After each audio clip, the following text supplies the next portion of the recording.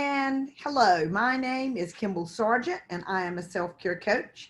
And today I am interviewing Claudia Rickard, who is a hypnotist in our area. And I want to introduce her to you. If you've not tried hypnotherapy, I would highly recommend that you do so.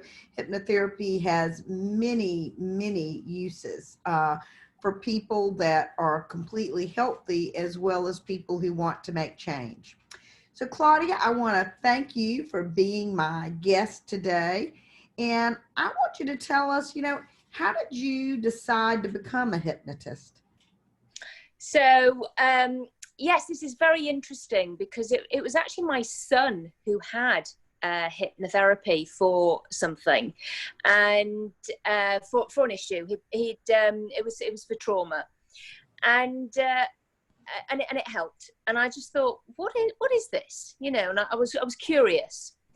So I did a foundation course at Leeds General Hospital back obviously in the UK, and do you know what, I just loved it. I absolutely fell in love with it, and I was good at it, and I was really good at it, and it just became my passion. I read nearly every single book you could imagine. Erickson, I read all of his things. I mean, you must know Erickson, and he's one of the founding fathers. Well, although saying that, hypnosis has been around for thousands of years, but he made it fantastic.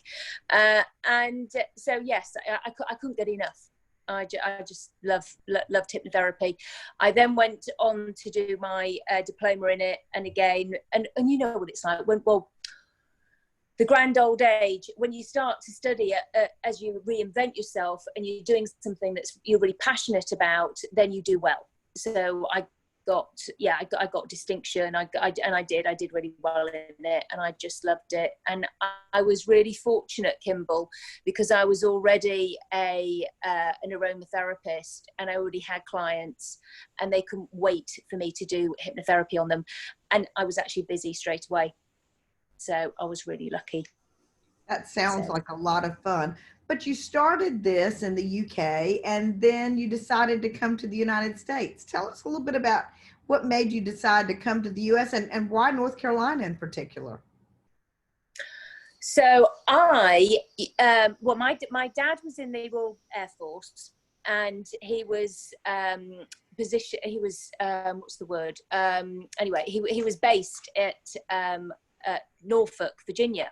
So for 3 years. So I came over to America, Virginia Beach, when I was 6 years old. And I did first grade, second grade, third grade at John B. Dye at Virginia Beach. And I played. I mean, we had a lake at the bottom of our garden. The first fish I caught was a catfish. I was 6 years old.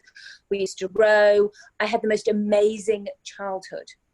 We used to play out at night, climbing trees. I don't think my parents knew where I was. I mean, sometimes I was just on the lake. I don't think they even knew where I was. I did have a life jacket. But I loved it. Absolutely loved America, playing. And then we had these most amazing holidays. My dad worked for his boss, and obviously he worked for his boss, but he had one of those beach cottages down at Atlantic Beach. And it wasn't a beach cottage like the English people would know, because you'd only have, like, say, 2 bedrooms. It had about 14 bedrooms, and it was amazing. It was right on the coast. It was huge, and there was there was bedrooms in the basement. It was 4 floors. It was absolutely amazing, and there was loads of families there. And yet, so my favorite beach is Atlantic Beach. So I always vowed I would come back and live in America one day. And I went back to England when I was 9 years old, and I went straight into boarding school. So I couldn't work out where the boys were, because it was an all-girls school. I couldn't figure out why we weren't able to play. We were in school uniform. It was horrible. But I found my own way. I always had loads of friends. I was absolutely fine. Got up to mischief. We had midnight feasts and all of that, and I was quite naughty. And we, but I did say I'd always come back to America. So we chose North Carolina because at one end you've got the mountains, and at the other end you have Atlantic Beach. You know, you've got and all the other coasts. We've been fortunate enough to have a look at some of the other beaches now as well.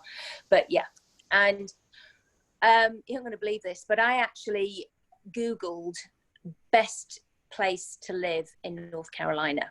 Okay, I don't know if you know this, and it came up with Apex, Morrisville, Carey, Chapel Hill, Holly Springs, Fuquay. I mean, there was loads of them. It was all in that little area, so it was a no-brainer. So that was the place we chose to live, because it's right in the middle, and on one end you've got the mountains, and on the other end you've got the beaches, and yeah. And actually, my husband quite liked it because it was the research triangle. He figured, yeah, that makes sense. That's fine. And I mean, this was 2 years in the making. We took 2 years to decide to do this. I had to sell loads of our things back in England, had to give them away. And it was, but we came over for a recce in 2018. We came over for 3 weeks. And then we had to find my daughter's school, first of all. That was the most important thing. And we found Apex Friendship, because it was one of the only ones that was available that could take her, actually. That's really exciting. That's really exciting. So this has really been a dream of yours to be here in North Carolina since you were a child. Yeah, and I was always going to come back. I've just always said it. I am coming back. I'm going to come back and live in America. And yeah, and so we're on an adventure. We've literally sold everything. Oh, you know, I know.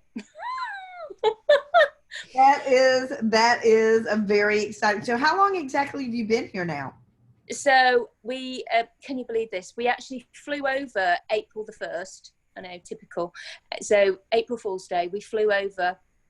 We had to stay, we found a house to rent from England. I had my first friend that I made on my recce. She was a realtor, and she found us somewhere to live.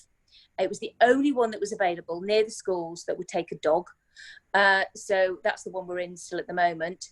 And we then, so yes, we were there for 3 weeks. My husband, we came over on an investor's visa. So we had to buy a business. And the only business that ticked all the boxes was a cleaning business. I mean, it was a massive long process trying to get an investor's visa. So we bought Lisa's Cleaning Services, although he's now changed the name to Quartz Cleaning Services. So he is running that. And then I had to wait for 7 months to get my work permit. Wow. Yeah. But I left them here after 3 weeks because we didn't have anything in the house. We came over with suitcases, no beds, no nothing. Honestly, nothing. I had to set up the whole kitchen, everything. So I did that, and then I went back to England. I packed the house up, 5-bedroom house up, packed it up, got it sold, got the dog sent over, finished up my clients back in England, and then I came over. And then we waited for some of the belongings, our sort of stuff that we had, that I had packed up, that arrived in July. So I arrived end of May, and then I had to wait 7 months for my work permit to do what I do, my purpose, to help people. Wow. Same as you. Now, we're in the middle of this pandemic, and there are so many people who need help. So what do you like doing right now? This is a crisis time, and those of us know that in crisis people grow, but it's a scary time. Who do you enjoy working with most right now? So people who have anxiety, it's always my best thing, and I find that most people actually do have anxiety anyway, even if they don't know it. It's like they will find that there is something. So, and which is always stemmed, I find, from a trauma. So my specialities actually, Kimball, are anxiety, trauma, and PTSD. And I find, can you still see me? I find, my phone went funny then. I know, because it just said low battery, so that's typical, isn't it? I find that most people have an issue. So if somebody did come to me, say for I don't know, either weight control or a habit, or being angry all the time, or not sleeping or whatever, it generally comes from limiting belief. It generally comes from feelings of not feeling worthy. I'm not good enough. And I get to the root cause. I draw a diagram of the brain and we get to that. But I do always give people a load of tools that they might be able to help within the family situation as well, which are great actually. And I'm using those at the moment because I have a teenager. So I'm being challenged, Timble. Yes, teenagers will challenge you. Well, Claudia, I really appreciate your letting me interview you, and I'll put this up on my website and I'll share it with you. But if people wanted to get in touch with you, what's the best way for them to do that? So they can get my phone number. It's on my website, which is www.claudiarickard.com.